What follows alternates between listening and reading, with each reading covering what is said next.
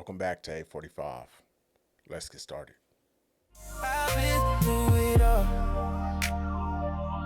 through the highs and the lows. On today's episode, we'll be talking about the right advice to the wrong story.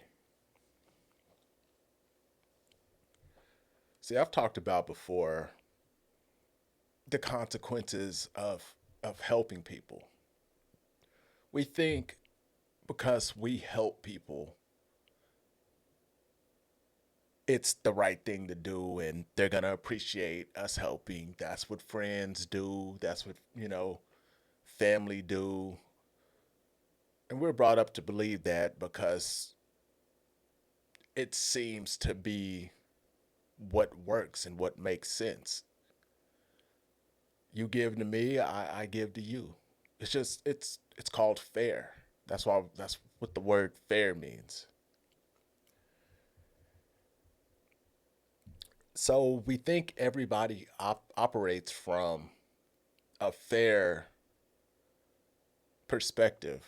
I mean, who likes to be the only one doing something in a relationship and not getting anything in return? And it doesn't have to be money, it doesn't have to be anything. It's just energy. It's like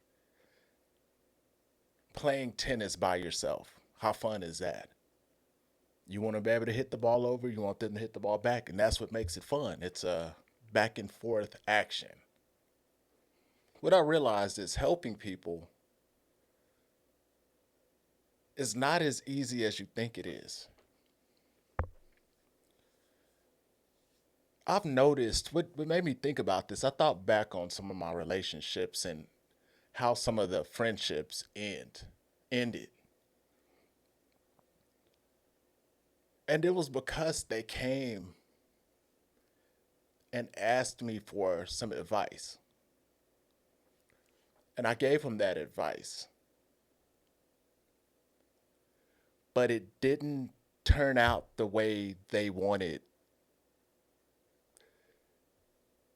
The advice they took from me, they applied it, but it didn't turn out the way they wanted it to. So they blamed it on me for giving them that advice. And that had me questioning and wondering a little bit like, this doesn't make sense, like, what happened here? And what I realized is they came to me with a story. They came with me with a story about something they needed advice on. And I gave them advice according to the story that they gave me, which was, I would say, pretty much the right answer or the most logical answer. What made sense to me because I wasn't involved in the situation. So I had no skin in the game. And I usually, if I give advice, even if it's to a friend, it's going to be exactly how I say it. Doesn't mean I'm always right. It's just the calculus, just logical, whether the end benefits my friend or it doesn't benefit my friend. It's just how it adds up. So I was giving them um, answers or I was giving them advice to the stories that they were giving me about something they were dealing with. And what I realized is they were leaving out parts of the story. They were leaving out crucial parts of the story. And the reason why they were leaving out those important parts of the story is because the advice I would have gave them would have had to make them take responsibility. It would have been their fault. So people will give you stories that they already have the answer, that they already know what the answer is going to be based on the story that they give. So they almost want you to verify or the cosign what they're going to do. It's pretty much like they already in their mind have made up their mind. They really don't want advice from you. They don't want the real advice. They want they want you to verify that they're making the right decision with the answer that they already came up with before they even asked you, which doesn't even make any sense. But I'm starting to think I might have figured out why they do that. They do that because they need somebody to blame at the end. They know they're about to do something that probably doesn't make any sense and probably that they shouldn't do because it's easier to do the wrong thing than it is the right thing. And because doing the right thing means you usually have to take some kind of accountability. And that means blame yourself to make a correction, which doesn't necessarily benefit you, but it could be fair to you and somebody else. Instead of giving yourself 80 and somebody 20, now you have to give yourself 50 and give them 50. You have to be fair. And some people don't want things to be fair. That's why we have selfishness. So they'll come to you with the story, knowing what you're going to say from that story, and you're going to give them exactly the answer. So when they do whatever you gave them, the advice you gave them, and they do that and it's wrong, guess who they can blame? They can blame you now. They don't have to take accountability. So it almost makes them feel like it wasn't their fault. They gave you the wrong information and you told them the right answer that confirmed what they wanted to do anyways. Even that they knew it probably wasn't going to work out, but it gives them a reason to not have to blame themselves. And then they can blame you and say, you costed me my relationships. Like, no, but you didn't tell me that you had this big part in this situation. That's why it didn't work. If I would have known you had this big chunk and it wasn't just all this person, then I would have told you something different. But first of all, they don't even want to hear that. That they didn't tell you that because they wanted a reason to have to not for it not to be their fault. So it usually doesn't come down to them ever admitting that they were wrong. The relationship is just over. And now they can go and smear you. They can go to other people and say, they told me this about this situation, gave me this advice, and it was wrong. Now my whole life is messed up. They get to blame you for their life being messed up. It's a manipulative way, and people do it. Their life's still going to be messed up. Just because they're mad at you doesn't make their life better. It's still just as bad, probably even worse now. The only person's life who's gotten better is the person who the manipulator doesn't talk to anymore, because now you've gotten this person out of your life now. You've gotten the person who told the false story to you out of your life. They did you a favor by not talking to you, but you are going to have to take a little bit of a consequence by getting smeared, because now they get to blame you for their life being screwed up. So it also makes you think, when people want to go to counseling for their relationships, or not even just relationships, but even just personal life advice, they need counseling on their life. like a therapist or, something like that. They go see a therapist. What's the point of going and telling your therapist half the story and then they give you the right answer to the wrong story?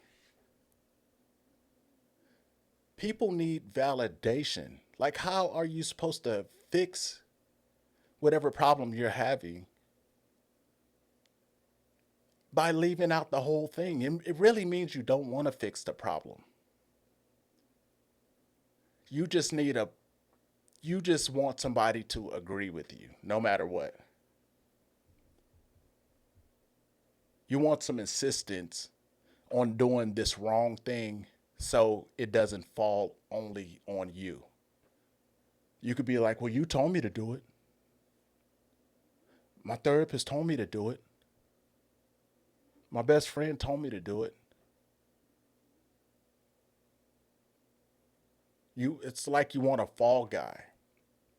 And if you're asking somebody for some advice, it comes with having to be vulnerable. You have to be able to be vulnerable and tell your side of the story about what you did in the situation too, so somebody can give you a correct assessment on what you're talking about.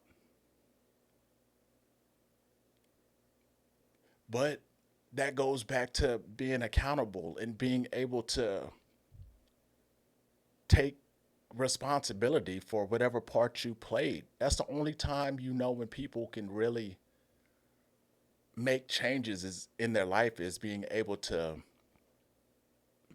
be vulnerable and be open. And then you can actually you're once you do that, that proves you're actually open to accept some type of help. Just because somebody gives you advice doesn't mean that their advice might be the only thing and the end all be all. It's just giving you another way to look at a situation. Because we have our way of looking at things, we just might need somebody to look at our same problem from a different perspective. Because when we look at our problems, our emotions are wrapped up in them. If we're dealing with a person or something, the years that we've known them is wrapped up in the situation too. We might know their family too, so we're clouded by a lot of other stuff, a lot of emotions, which will cloud our way of looking at a situation. But if you can ask somebody else and give them the exact scenario, even with you in it, even if you say you were even the worst one, they can give you advice on maybe stop doing this, and then this person will stop reacting to you because of what you're doing, and things might get better. And you're lucky they haven't left yet. And the third person, if you give them the right advice to your situation, they don't know the other people like you know them. So there's no cloudiness when somebody else doesn't know the situation. They're just telling you what they see. Even if they don't even practice what they preach, they will still be able to tell you what they see. They might be in the same situation and screwing up. But if it's not them in the situation and they can look from a point of view at something else, they can tell you give you a better outlook on it. Then you just take their advice and think about it. Think about it. And another thing you could do if you're asking a friend for advice and you know that you're pretty close to this friend, give them take yourself out of the situation and act like it's two fictional people. Not like you're lying on anybody. You're just two fictional people and tell them the story. And one of the fictional people is you. but your friend doesn't know that it's you, and ask for that advice. You will get some truer advice, because sometimes people, if it's my friend, sometimes people will cater to their friend a little bit, even if you tell them the truth. They'll still cater a little bit just because they don't want to be like, you're real bad. They don't want to say that to their friend. But if you tell somebody the story and just kind of switch the people just in a way, they'll be like, yeah, I wouldn't even be friends with that person no more. And the crazy part, that friend that's saying they wouldn't be friends with that person is actually you. You're that person. And then if you can, you would have to have strong, tough skin for that one, because you're really going to hear how people think about you. People will soften the blow when they know it's you asking for advice, and maybe you are the bad one. They'll still give you the advice, but it won't be as harsh. But if you give them that same scenario, and like with two fictional people, since that person doesn't know, since your friend doesn't know that fictional person or those fictional people, they can really go in on them, which is really going in on you. And that's how you can really get the real advice, like to see, to measure how the situation really is. But I'm in this right now. Until next time.